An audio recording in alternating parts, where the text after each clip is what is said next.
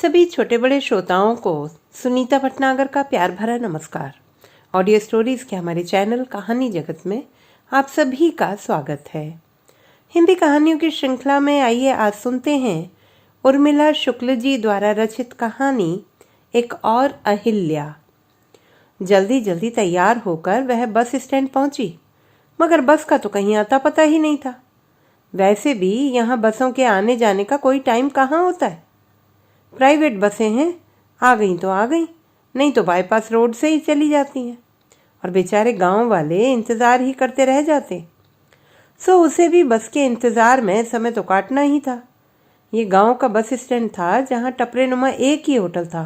वहां पान, बीड़ी और सिगरेट से लेकर साबुन, तेल, कंघी तक हर चीज़ मिलती थी। होटल के दोनों ओर लकड़ी का एक एक फट्टा रखा था। दोनों ओर चार चार ईंटें लगाकर उसे बेंच का रूप दे दिया गया था। पूरे बस स्टैंड में बैठने की एक यही जगह थी, सो वह भी वहीं बैठ गई थी।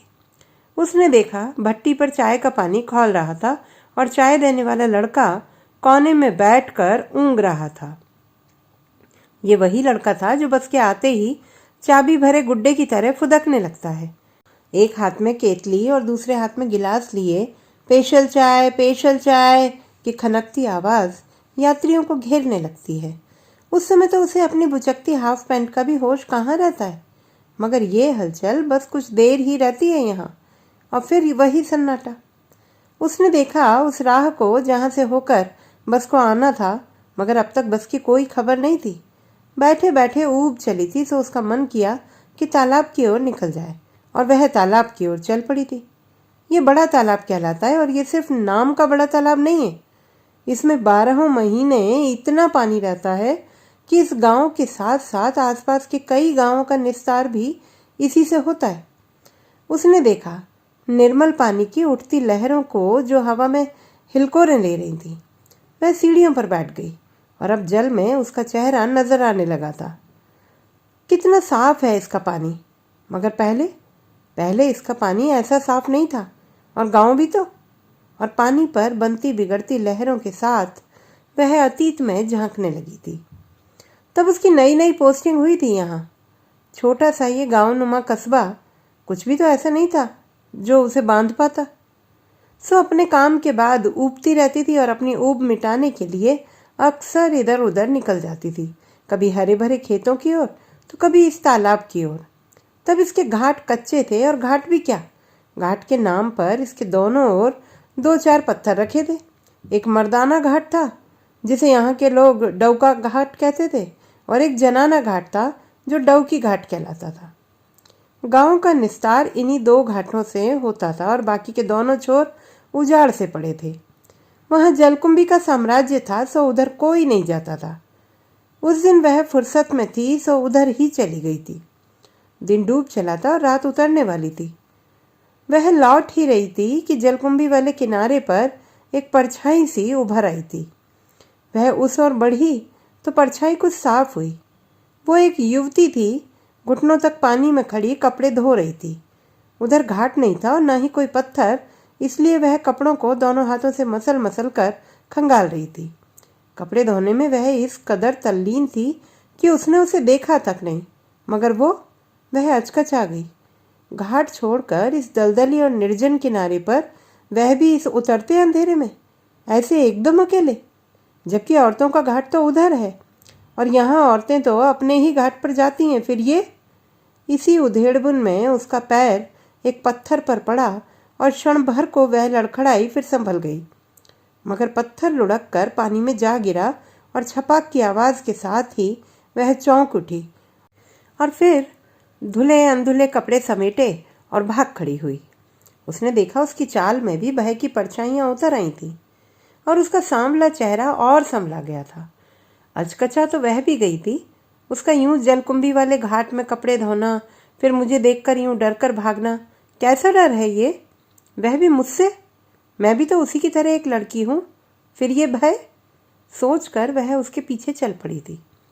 खेतों से होती हुई एक पगडंडी दूर पहाड़ी तक चली गई थी। पहाड़ी पर पहुंचकर उसने देखा वहां एक छोटी सी झोंपड़ी थी, जिसकी छानी पत्तों से बनाई गई थी और बांस की कमचिल का बना एक द्वार था। वह द्वार इतना छोटा था कि लगभग बैठकर ही उसमें प्रवेश किया जा सकता था। वह चाहती थी कि भीतर जाकर देखे, मगर गई नहीं। उसने देखा झोंपड़ी के सामने एक चबूतरनुमा पत्थर रखा है। उस पर सिंदूर पुती एक मूर्ति रखी थी। उसने ध्यान से देखा, उसके सामने सिंदूर लगा नींबू और कुछ काली चूड़ियां भी रखी हुई थी। वह देख रही थी उसे, पर पहचान नहीं पा रही थी कि ये मूर्ति किसकी है। मगर चूड़ियों से उसने अनुमान लगा लिया था कि हो ना हो ये किसी देवी की ही मूर्ति है। मगर किस देवी की? और बहुत कोशिश करने के बाद भी वह पहचान नहीं पाई। एक तो शाम का समय और वह निर्जन पहाड़ी, सो हवा भी किसी रहस्य की तरह सरसराने लगी थी। वह कुछ देर तो वहां खड़ी रही, फिर लौट चली। कुछ दूर चलकर उसने पीछे देखा। अब झोंपड़ी से पीली सी रोशनी फूट रही थी। नमस्ते पटवारी बहन जी। उसने मुड़कर देखा। एक छाया उसी की ओर बढ़ रही थी। धुंधल का गहराने लगा था, सो दूर से पहचान पाना मुश्किल था। मगर वह जानती थी कि गांव का ही कोई होगा। ये संबोधन तो उसे गांव वाले ही देते थे। शुरू शुरू में उसे बहुत अटपटा लगता था। पटवारी बहन जी, ये भी भला कोई संबोधन है? मगर गांव वाले भी क्या करते? उन्होंने अब तक महिलाओं को स्कूल में ही देखा था और उन्हें बहन जी कहा करते थे। वैसे भी वह इस गांव के लिए तो पहली महिला पटवारी थी। उसे क्या कहें, उन्हें शायद समझ ही नहीं आया। सो सब उसे पटवारी बहन जी कहने लगे थे और अब तो उसे भी इसकी आदत सी हो चली थी। धीरे धीरे वह छाया पास आई तो उसने पहचाना, वह बिसाहू राम जी थे, गांव के गौटिया। अब दोनों गांव की ओर बढ़ चले थे। पटवारी बहन जी, आप उधर कहाँ गई थी? बस यूं ही टहलते हुए उस पहाड़ी तक चली गई थी। गौटिया जी, उस चबूतरे पर किस देवी की मूर्ति है? पटवारी बहन जी, आप वहां गई थी, उस टोनही पहाड़ी पर? उसकी बात को अनसुना करते हुए गौटिया ने प्रति प्रश्न किया था। इसके साथ ही उनके चेहरे पर उसके लिए असीम दया उभर आई थी और वह चकित सी रह गई थी। इस दया के स्थान पर अगर क्रोध उभरता तो उचित होता। गांव के इस माहौल में, इतने अंधेरे में उसका यूं अकेले जाना क्रोध का कारण था, मगर ये दया भाव उसकी समझ से परे था। सो उसने पूछा, आप इतने परेशान क्यों हो गए? पहाड़ी गांव से इतनी दूर भी तो नहीं है कि? तब उन्होंने बताया कि उस पहाड़ी पर रहने वाली वह युवती टोनही है।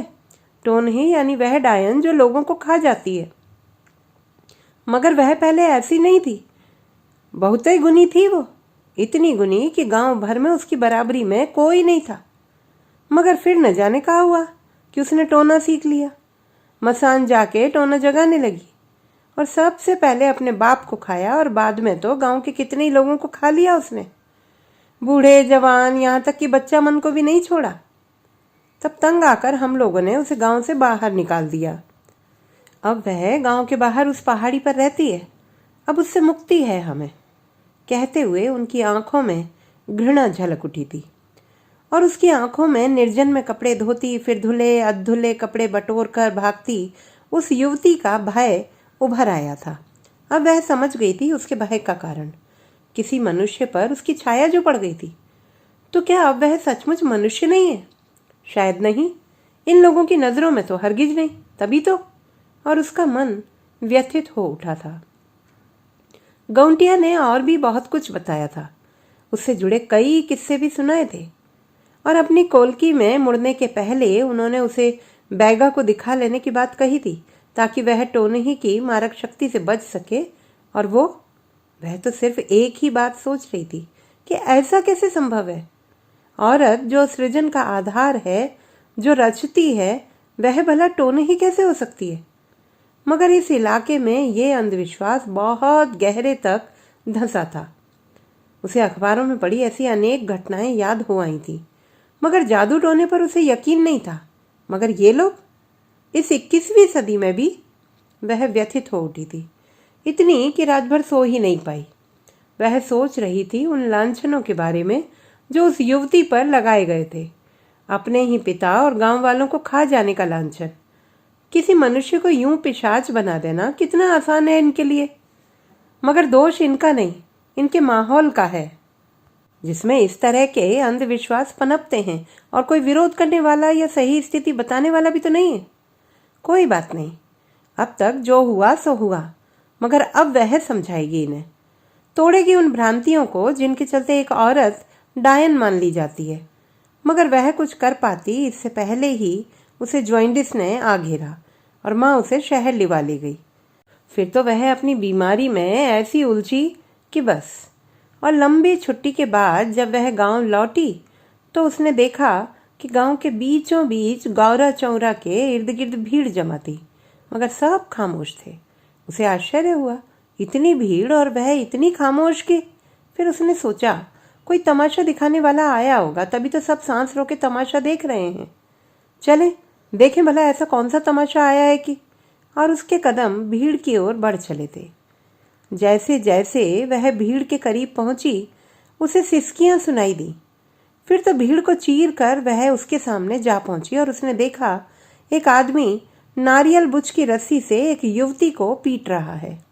रस्सी की मार से उसके शरीर पर नीली नीली लकीरें उभर आई थी। उसका सारा शरीर धूल धूसरित था और उसके होंठों की कोर से खून बह रहा था। वह उसे पहचान नहीं पाई थी, सो उसने लोगों से पूछा था, ये क्या हो रहा है, इसे ऐसे क्यों? मगर किसी ने कोई जवाब नहीं दिया था। सब मंत्र विद्ध से देख रहे थे उसे। उसने देखा वहीं परदेसी के बेटे की लाश रखी थी। अब सब कुछ साफ हो उठा था और फिर बैगा का हंटर फिर उसके शरीर को छू पाता उससे पहले उसने बैगा का हाथ पकड़ लिया था। फिर तो चारों ओर हाहाकार ही मच गया था। उसने धर्म कार्य में बाधा जो दी थी, एक टोनही को मारना धर्म कार्य ही तो था। उसने कितनों को खा लिया था, हत्यारिन थी वो। सो गांव वालों ने उसे प्राण दंड देने का फैसला किया था। वह जानती थी कि परदेशी का लड़का कुपोषण का शिकार था। पौष्टिक भोजन और उचित इलाज के अभाव में ही उसकी मृत्यु हुई थी। मगर इस समय किसे समझाती वो? उसके सामने तो भीड़ थी, विवेकहीन और उत्तेजित भीड़। अब भीड़ से उसके विरोध में आवाजें तो उठ रही थी, मगर खुलकर कोई सामने नहीं आ रहा था। कारण वह पटवारी थी और गांव के लिए पटवारी सबसे बड़ा अफसर होता है। उसी के हाथ में सब कुछ होता है। वह खसरा में जो कुछ भी लिख दे वही फाइनल। इसलिए लोग दबे मुंह ही उसका विरोध कर रहे थे और यह बात वो भी जानती थी। इसलिए उसने गौंटिया से बात की। वे गांव के मुखिया भी थे और कुछ पढ़े लिखे भी थे। हालांकि इस अंधविश्वास से वह भी मुक्त नहीं थे, मगर और कोई उपाय भी तो नहीं था। सो उसने उनसे अपनी बात कही और चेताया भी, अगर आप कुछ नहीं करेंगे तो मुझे पुलिस का सहारा लेना पड़ेगा। और गौंटिया बुझे मन से उसकी बात मान गया। मगर गांव वाले वे बहुत नाराज थे। वे उसे क्षमा नहीं कर पा रहे थे, मगर विवश थे। उसका विरोध करने की हिम्मत किसी में नहीं थी, सो विवश क्रोध में फनफना रहे थे। उसके पास कुछ दवाएं थीं। उसने उसके घावों पर लगाई और उसे साथ लेकर घर की ओर चल पड़ी ताकि वह सुरक्षित रह सके। और रास्ते में उसने जो कुछ बताया वो जंबो नाम की एक युवती गांव के वैद्य की इकलौती लड़की थी। पढ़ लिख कर नर्स बनने का सपना देखा था उसने। गांव में स्कूल न होने के कारण 5 मील पैदल चलकर भी वह स्कूल जाती थी। गांव वाले अक्सर उसकी पढ़ाई की आलोचना करते थे। उसके बाबूजी से कहते, भाई गे बेटी ला औ कतका पढ़ावे, अब ओखर बर बिहाव कर औ अपन घर पठाओ। मगर बाबूजी उनकी बात एक कान से सुनकर दूसरे से निकाल देते। वे भी चाहते थे कि उनकी बेटी कुछ बन जाए, मगर वह 10वीं में पहुंची ही थी कि उनका देहांत हो गया। अब वह बिल्कुल बेसहारा हो गई थी। सो गांव वाले लोगों की नजरें भी बदल गई थी। हर कोई उसे खा जाने के फिराक में रहने लगा था और कामयाबी न मिलने पर उस पर तरह तरह के लांछन लगाए जाने लगे। अब वह अपने घर में भी सुरक्षित नहीं थी। आधी रात को उसका दरवाजा बड़बड़ा उठता और सहम कर एक कोने में दुबक जाती। इस माहौल में उसका जीना दूभर हो गया था। वह सोच नहीं पा रही थी कि आखिर क्या करे, किससे शिकायत करती वो। गौंटिया का बेटा भी तो उन्हीं लोगों में शामिल था। फिर मुझे याद आई थी मंटोरा और उसे अपनी राह मिल गई थी। फिर मैंने अपने घर के बाहर एक चबूतरा बनाया और उस पर सिंदूर पुती मूर्ति स्थापित की। और कार्तिक अमावस्या की उस अंधियारी रात में मसान साधना का स्वांग भी किया। मुझे याद है उस ठंड में भी मैं भय से किस कदर पसीने पसीने हो गई थी। कहते हुए उसके चेहरे पर उस भय की परछाइयाँ उभर आई थी, मगर दूसरा कोई उपाय भी तो न था। पर मेरा वह स्वांग रंग लाया था। सुबह लोगों ने मुझे मसान में देखा तो मेरे टोनही होने की बातें उठी और सारे गांव में फैल गईं। मगर लोग अब मुझसे भय खाने लगे थे। तभी गांव में एक मौत हुई और मैंने उस रात भी साधना करने का स्वांग भरा। मैं लोगों के पीछे मसान भी गई। फिर तो लोगों को पक्का यकीन हो गया कि उस मौत का कारण मैं ही हूँ। और फिर गांव में हैजा फैला तो उन्होंने मुझे ही खांटी टोनही साबित कर दिया। फिर क्या, मेरे खिलाफ पंचायत बैठी और मुझे गांव से बाहर निकाल दिया गया। अब तो गांव ही नहीं, पूरे इलाके की मौत का दोष भी मुझ पर थोपा ही जाता। मगर मैं अब खुश थी। टोनही ने तो मुझे जीते जी मार दिया था, मगर उसी ने कवच बनकर मेरी औरत को बचा लिया था। मगर इस बच्चे, और उसे याद आई थी सतयुग की वह अहिल्या जिसे बिना किसी दोष के पाषाणी बना दिया गया था। उसने देखा जंबो की आंखों में दर्द सा ठहर गया था। उसे पढ़ी सुनी अनेक घटनाएं याद हो आईं और उसका मन तड़प उठा। कब तक, आखिर कब तक चलेगा ये सिलसिला? कब तक औरत यूं पाषाण बनती रहेगी? और उसे पाषाण बना देने वाला समाज और उसके ठेकेदार, वे यूं ही? नहीं, कुछ तो करना ही होगा। मगर अभी तो जंबो के लिए। और उसने गौंटिया से सारी बातें कहीं। वे गांव के मुखिया थे और औरों से अधिक समझदार भी। उन्हें इस बात का एहसास हुआ कि जंबो के साथ गलत हुआ है, सो उन्होंने उसका साथ दिया था। वे उसके आभारी थे कि उसके कारण वे स्त्री हत्या के पाप से बच गए। दूर से आते बस हॉर्न से उसकी तंद्रा टूटी और वह चल पड़ी थी। सड़क पर धूल के गुबार उठाती बस नजदीक आ रही थी।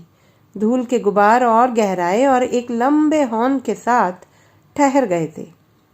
बस स्टैंड पर लग चुकी थी और बस के द्वार पर खड़ी थी वो। कलफ लगी कड़क सफेद साड़ी, मगर चेहरे पर थी अथाह कोमलता। सचमुच इसने सेवा की सच्ची ट्रेनिंग ली है, सोचते हुए वह उसकी ओर बढ़ रही थी। तभी गौंटिया भी आ गए थे। उनके साथ कुछ लोग और भी थे। सब ने आगे बढ़कर अपने गांव की नर्स का स्वागत किया था। कल तक जिसकी छाया भी वर्जित थी, आज वही सब की छाया बन गई थी। तो दोस्तों, ये थी हमारी आज की कहानी। आपको कैसी लगी कमेंट बॉक्स में लिखना ना भूलें। चैनल को सब्सक्राइब करें, लाइक करें और मित्रों के साथ शेयर करें।